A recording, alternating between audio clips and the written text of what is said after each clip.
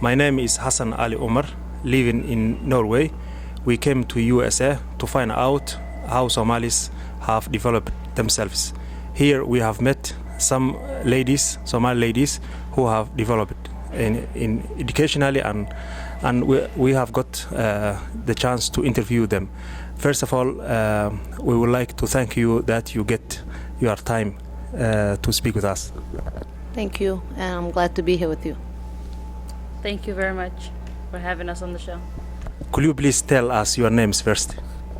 My name is Nimco Ahmed. Hinda Ali. When did you come to USA?